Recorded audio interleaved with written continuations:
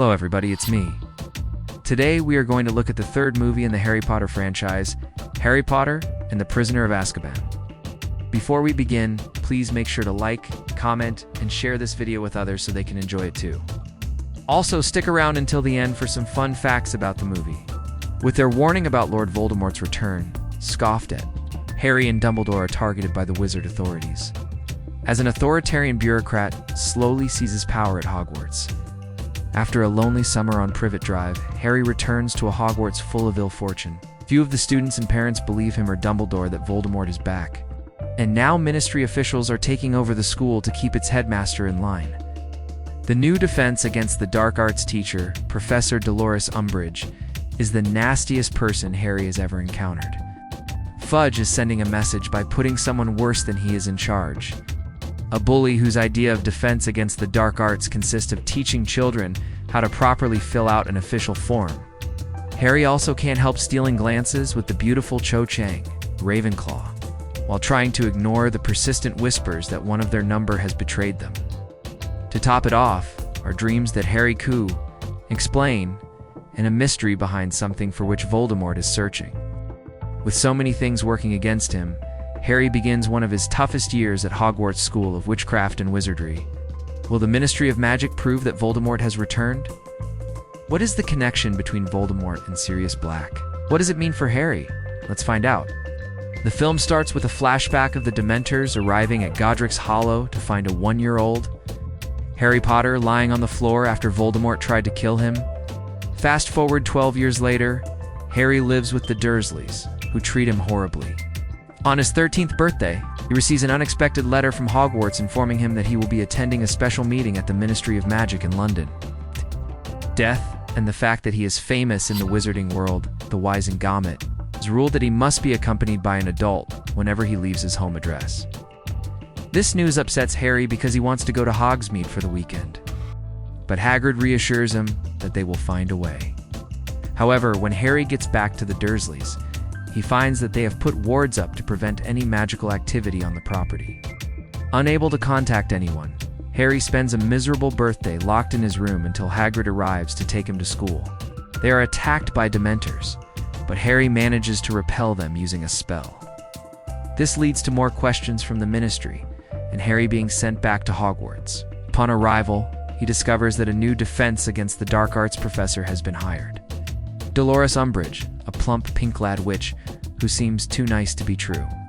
Harry meets up with Ron and Hermione, who tell him that a lot of students are having problems with Umbridge because she doesn't teach practical defense spells and instead focuses on theory and paperwork. Because of this, Harry decides to start his own group called Dumbledore's Army, where students can learn practical self-defense skills. Meanwhile, Remus Lupin, a new defense against the dark arts teacher, tries to warn Harry about the dangers of fighting an enemy that you cannot see. As Harry struggles with his new lessons and the lingering presence of Voldemort, begins to have visions of Sirius Black, who is said to be serving a life sentence in Azkaban prison for supposedly betraying Harry's parents too. Voldemort and murdering 13 people.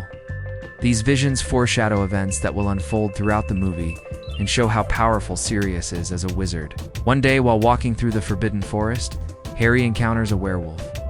He manages to escape and runs into Rubeus Hagrid, who tells him that he will be safe once he turns 17, because werewolves cannot cross that threshold. After this encounter, Harry becomes determined to find a way to defeat Voldemort once and for all. He visits the nearby village of Hogsmeade to buy supplies for the DA, but is captured by Dementors. Umbridge comes to rescue him and uses a spell that allows her to control the Dementors. Later, Harry learns from a dream that Sirius Black has escaped from Azkaban and is heading towards Hogwarts. The school is immediately placed under a full lockdown, and students are forbidden to leave the premises. While planning to meet Sirius, Harry, Ron, and Hermione accidentally enter the Shrieking Shack in the Forbidden Forest, where they discover a secret passageway to Hogsmeade. There, they run into Sirius, who tells them that he was framed by Peter Pettigrew for the murders, and that Pettigrew is the one who should have been in Azkaban. Suddenly, they are attacked by Dementors, and Sirius transforms into his Animax form, a large black dog. When Umbridge appears to defend them, Sirius tells her that she has the wrong Animax, and fights alongside the trio against the Dementors. He then takes them back to Hogwarts to meet with Dumbledore. When they arrive, they find that Pettigrew has betrayed them and alerted Umbridge and the Ministry of Magic.